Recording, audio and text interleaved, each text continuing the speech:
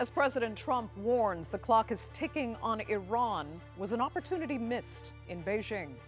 Previous threats turned to televised flattery at the Trump-Xi meeting, but hopes the two would negotiate reopening the Strait of Hormuz were dashed. So, what was achieved at the summit of superpowers? I'm Andrea Sankey, and this is the Newsmakers.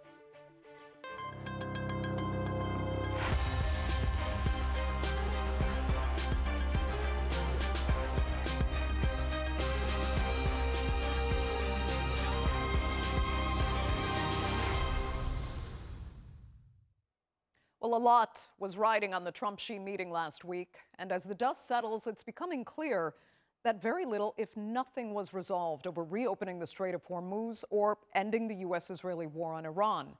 What was on display, however, were the faces of U.S. business giants and even Trump's son. So while business deals and trade were obvious priorities, the geopolitical issues at play, including Taiwan, were left hanging in the balance. Here's a look. With the ceremonies, dinners and handshakes over, the US president returned home, eager to tout the success of his recent visit to China. China said the Strait of Hormuz should remain open, and that the US-Israeli war on Iran should have never started, a symbolic nod to one of Trump's goals for the visit. The praise the US president had for the Chinese leader in Beijing continued. So we had a great stay. It was an amazing period of time. President Xi's an incredible guy.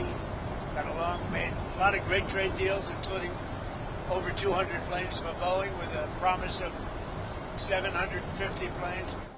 It didn't end with planes. The White House said on Sunday that China had also agreed to purchase agricultural products, including beef and poultry, worth $17 billion. So far, we have established a new relationship between our two countries, a constructive and strategic relationship. This can be said to be a milestone visit, and we have reached many understandings on cooperative outcomes. The US and China are set to create two new institutions, a Board of Investment and a Board of Trade, to manage further economic ties, as both countries alluded to. Beijing's readouts didn't explicitly confirm those deals, but did say it would promote expanded two-way trade. Neither side was heavy on specifics. Despite condemning the US-Israeli war on Iran, Xi Jinping gave no indication China would intercede or press its thumb on the scale to tip Iran into ending its hold on the global shipping and energy choke point.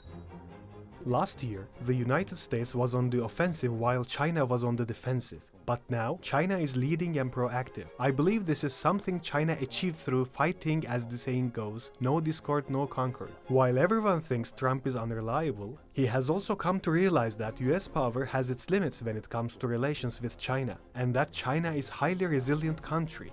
China buys more than 80% of Iran's shipped oil and is Iran's largest buyer by far.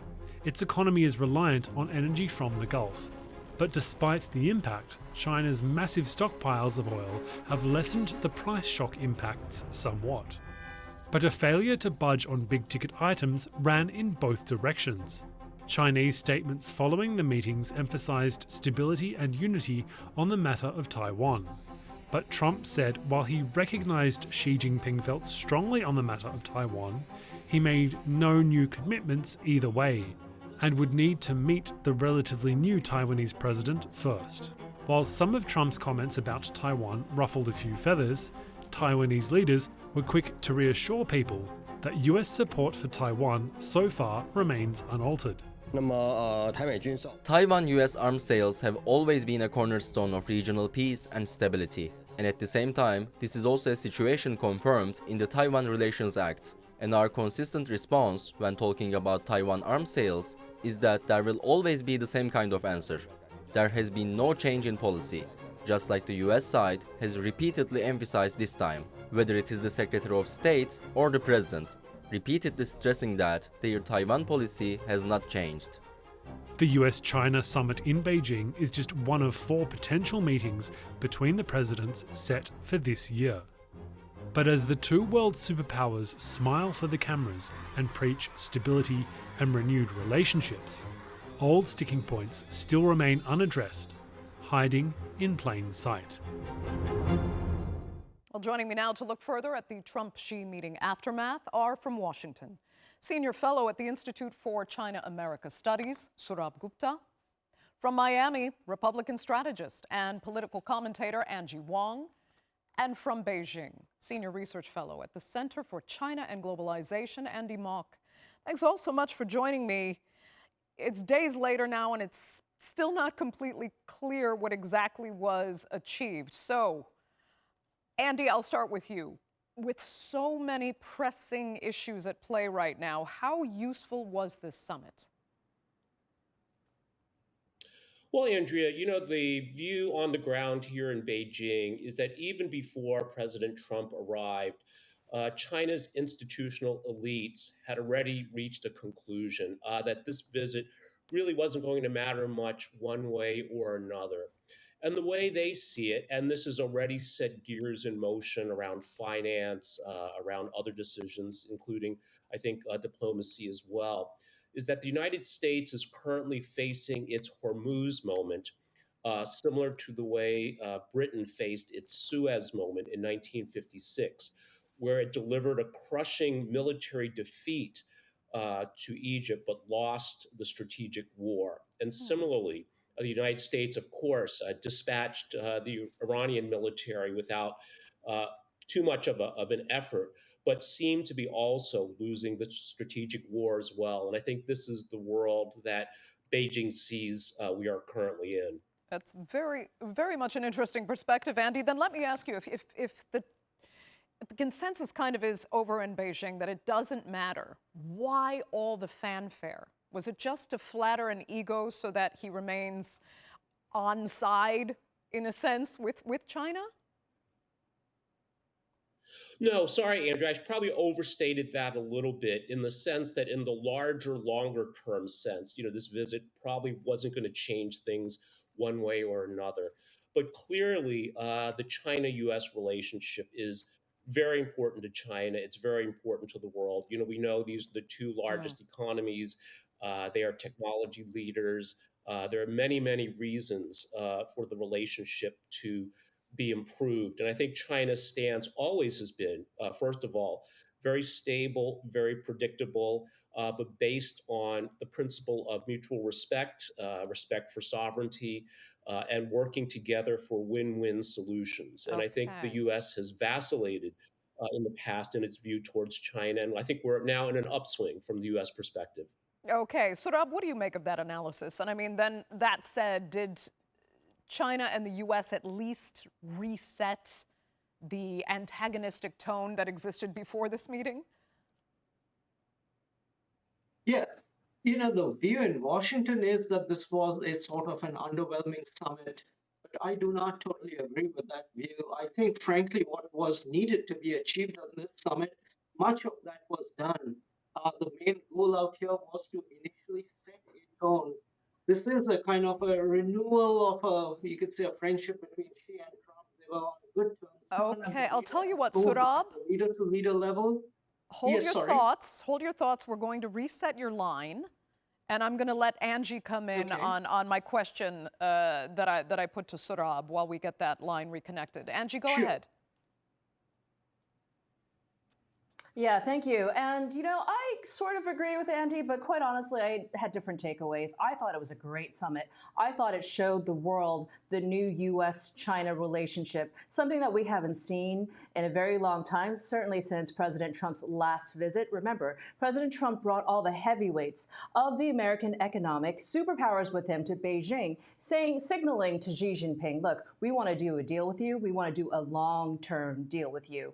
And it was, I think Xi Jinping found that to be quite novel because he had all the celebrities of American economy go to his country.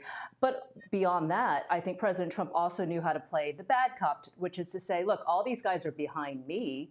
And quite honestly, if we don't cut a deal, I can get them to move away from China, even though they have deep ties there. We can maybe do manufacturing in a different country. So I think President Trump got the deal that he wanted, maybe not the Straits of Hormuz. That's a much, much more difficult proposition, but certainly AI deals with the chips.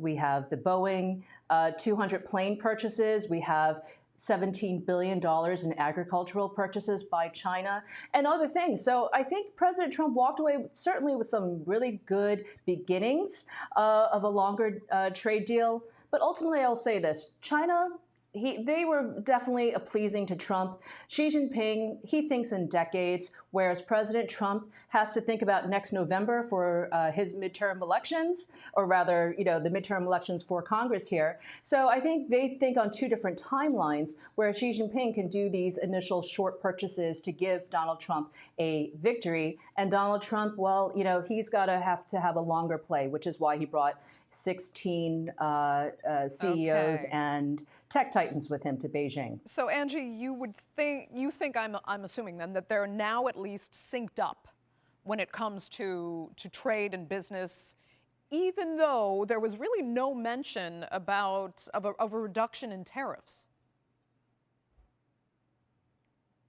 Yeah, I was a little bit surprised that there was no tariffs mentioned. Now, remember, both sides had advance teams, delegations that came in prior to this trip. So they had hashed out a lot of different things, and they had some hard lines of what they can talk about and what they didn't want to talk about, and notes were passed for months prior to this meeting. Tariffs was a really interesting one. It tells me that Xi Jinping doesn't see President Trump and his deal making as a long-term play. It's like, okay, we'll just absorb the tariffs for now. But in 3 years' time, President Trump is out. And I think that's kind of the response that I would read into, because tariffs was not brought up. And you would think immediately that would be something that would be certainly talked about. Okay. I'll tell you what, we've got... I think... So sorry, Angie, we do finally have Sourabh reconnected. So let me ask, Sourabh, if you'd like to continue with your last analysis, you can go ahead. Or please do comment on Angie's take, at least on the business angle there. And if you can include what some have argued are, as she was saying, there are these longer term business deals that might sound great on paper, but in the end, does a deal with just Boeing, for example, really benefit the wider U.S. economy the way Americans have been begging for with this new America-China relationship? Sure, I will. I'll absolutely get to the business and the commercial elements. But let me just back up and say that I think the visit was useful because it set the right tone at the leader-to-leader level. It provided a broad strategic framework on which both sides agreed that they will adhere to. And this allows for their competitive tendencies to be framed within the four corners of a room of cooperation. I think that is also very important. On top of that, there wasn't progress on the major geopolitical issues, but at least they got down and spent a lot of time trying to understand each other on the Iran issue, on the Taiwan issue, and on the Peninsula issue, as well as Russia, Ukraine. It's a routine for a Chinese president to always, when a visiting incoming president comes in, to always speak exhaustively of Taiwan, to try to display a certain asymmetry of motivation that they will move on Taiwan if things head south, and therefore to create a sense of deterrence and to kind of impress on the incoming president the importance of Taiwan to China. And finally, yes, there was movement on the commercial side too. With regard to trade, they've set up a board of trade. They're doing this in a step-by-step process. They've set up a board of trade. Within that board of trade, they will be talking tariffs. They'll be talking tariff reductions within that board of trade. They'll be talking even tariff exclusions, where tariffs will be eliminated within that board of trade. The American side wants to do this as I said, in an exhaustive way. So they're going to put out a public comment notice so that stakeholders also are involved in the process. The Board of Investment will involve Chinese is going to involve a Okay. platform for discussion of Chinese investment in the U.S. But I mean, there is progress happening on that front, Got and it. as you noticed on Boeing also, it's there, but tied to also aircraft engine sales to China. So there's a degree of reciprocity happening here. Okay, Saurabh, I have to say I'm still having trouble hearing you, but hopefully our other panelists Oh, have better sound quality. But I'd like to come back to Andy, and I'm sorry to have to backtrack a little bit because it's interesting to get your perspective from Beijing because there was a lot of talk on social media in particular, and you saw how it played out. And some analysts actually say Trump was kind of humiliated at this meeting without even realizing it, and that it's Xi for the win. Is that what happened? Is that what you're hearing on the ground in Beijing? Well, certainly, you're right, Andrea. Just what's happened, it's a tsunami of different takes on social media. I would say that it's not deliberate humiliation. Again, these are the countries that I think recognize the importance of the other. And the other point I think it's important to point out. So while I said that, I think that Beijing elites or China elites have reached a conclusion about the long-term trajectory, that does not mean that important results were not achieved in this face-to-face meeting. I think one of the most important takeaways was President Xi's declaration of the need for a constructive strategic stability, meaning that the two countries can compete, they can argue, but that is the weather. It's not the climate. So there's a space for this, but it's recognized that within a broader framework or container of strategic stability that these two countries can get along. So I think that's an Okay. enormous positive. I think the other big positive from this was the 180-degree turn by President Trump. We compare his attitude, his stance, the entire administration's stance towards China in the first administration compared to this visit. It's like night and day, Jekyll and Hyde. Yeah. But Andy, I have to ask you this because when you talk about the larger strategic implications, when pressed on the Strait of Hormuz issue, Trump said the U.S. is not asking China for any favors, but reopening the strait is a priority for the global economy. It's disrupting millions and millions of lives around the world. So, does that answer show arguably a kind of dangerous level of dismissiveness? Mhm. I would take it, Andrea, that it's something that he's saying for public consumption, and we see this too. It's been widely played in the U.S. media, and I think somewhat taken out of context. When he was asked, does he worry about the American economy or the plight of the American consumer when it comes to the Iran conflict, and he says, no, not at all.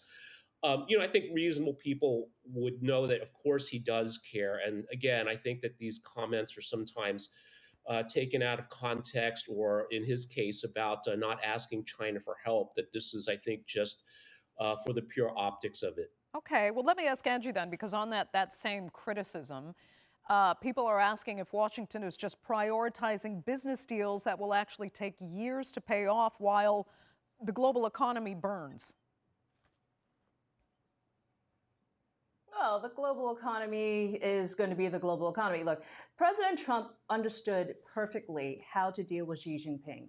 He knew above all that Xi Jinping has been wanting China to be recognized as a respected global superpower. And Xi Jinping has worked the last 40 years to get China to this point. That is what Trump, in a soft power way, gave to Xi Jinping in this summit. They were equals. And I think Xi Jinping, I've been covering Xi Jinping for 20 years now, and I will tell you, I've never seen him more happy to see Trump. So I agree with Andy. There was a 180 turnaround from the Trump administration in tone and how President Trump is dealing with China. They're looking at them as a long-term business partner.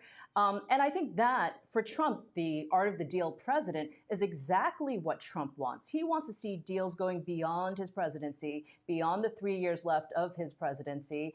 And that's why he brought all these CEOs, NVIDIA, Tesla, Citibank, BlackRock with him, because he wants to say, look, this is my legacy. I would like to walk into the future with China. That was my big takeaway with all this. It's now a matter of adjusting Washington's temperature and certainly the American public kind of stance with China, because we've only been hearing really bad PR coming out of China for decades. I think President Trump is trying to turn that all around so that Xi Jinping could help him with other things like opening the Straits of Hormuz. Okay, so Angie, you definitely don't feel that there was any level of duplicity from President Xi, that he was genuine in his joy in receiving Trump. But let me turn back to Sourabh. Hopefully your sound is clear, because some are arguing that China's kind of underlying goal here was to get some kind of guarantee that the U.S. will back off from former President Biden's position on Taiwan and perhaps feel comfortable even throwing Taiwan a bit under the bus in the future to get what he wants from China. If that was the expectation, that was not going to happen. Mr. Trump has spoken openly. He's no fan of Taiwan. He understands that there's a certain degree of American dependence on Taiwan in terms of its chip capabilities, which are integral to the America's AI build-out. He's not happy about having to defend Taiwan. As he talked during this visit, China is less than 100 miles away from Taiwan, and the United States is, 6,000 to 8,000 miles? When you have a near-peer military adversary, you don't want to fight at that distance. But I think Mr. Trump has been very clear from the get-go that he is not going to be the president who lost Taiwan. So what he wants to do is just hand over Taiwan the way it was in terms of the US's official declaratory language and in terms of deterring China's move on Taiwan to the next president. I think he accomplished that. As I mentioned, the Chinese president to an incoming American president always wants to tell how important Taiwan is so that it gets through to that president to take the matter seriously. Trump heard it out seriously. I don't think there's change in any official declaratory policy. We'll have to see what happens on the arms exports front. I think they will go ahead, but perhaps not in such large numbers. And that's where the matter is going to remain. And I think that's how the two sides will move forward. Okay, Andy, are you on the same page there? Well, China has said repeatedly, I think, to the United States that Taiwan is the very core of China's core interest. And, clearly, I think one outcome that President Xi was looking for was, at a minimum, a rhetorical change of the U.S. saying that they oppose Taiwan independence. And, I think it's hard not to see the U.S., and in particular the Trump administration, perhaps reaching some sort of accommodation with China about Taiwan. Clearly, as Sourabh said, geography is certainly in China's favor. President Trump has said something along the lines of the current arms sales are a great bargaining chip. Whether we take him seriously, literally, or not at all, I think remains to be seen. But I think he's certainly the most non-ideological of presidents the United States has had in a very, very long time. And I think this is very good, back to Angie's point. We're going back, it seems, to the days of when Hank Paulson was Secretary of the Treasury, and he was he would famously say that business or trade and investment were the ballast of the China-U.S. relationship. And I think if we can get back to those days, it's good for China. It's good for the U.S. The U.S., of course, is facing high inflation, affordability crisis. Look at Chinese electric vehicles. You can buy very good ones for about $10,000 US. The U.S. has long been used to low-cost, high-quality consumer goods from Walmart, Target, et cetera. So certainly it's in both countries' interest, I think, to promote both trade and investment with as little friction and political barriers as possible. Okay. Angie, then on the inflation issue, I mean, many a Republican had actually argued that the war on Iran would most adversely affect China's economy because they said it's the one that's most dependent on Iranian oil. But actually, judging from this meeting, it seems Beijing isn't necessarily in a massive hurry to solve this, and it's the U.S. that's kind of struggling even harder with inflation instead. Do you agree there? I agree with that assessment 100%. I think China has one of the largest oil reserves anywhere, and I don't think they're flinching whatsoever. Xi Jinping has been preparing for this moment for decades, and they've also stopped any sort of oil exports to neighboring countries. I know Vietnam and others have been asking for it, and Xi Jinping has said no. It's really President Trump that really needs to have the Straits of Hormuz reopened because it is affecting the U.S. economy and bringing up inflation. Every single day, we see our gas prices broadcasted on billboards across every single major intersection in the United States, and that spells trouble for him, especially when it comes to the summer travel months and the midterms coming up as well. Quickly, Angie, do you think I agree behind with, the I agree with all scenes, these maybe, assessments. do you think behind the scenes maybe he did ask President Xi for more help in resolving? Oh, no. I mean, it was reported that he did ask Xi Jinping for help. And here's the problem. We have to rewind back a couple of weeks when the foreign minister of Iran went to meet with the Chinese delegation, Xi Jinping, and also went to meet with the delegation in Russia, and I believe also met with Putin. I don't know what was discussed there. I would love to have been a fly on the wall, but it could have been that perhaps Russia and China said, well, let's keep it closed for now until the midterms, because we don't see an exit ramp for Trump to actually get the Straits of Hormuz reopened. Okay, Angie, that will have to be the final word for this edition of the Newsmakers. I'd like to thank all three of my panelists so much for being with us, and our viewers for joining us as well. Remember, you can follow us on social media, and do be sure to subscribe to our YouTube channel. I'm Andrea Sankey. We'll see you next time.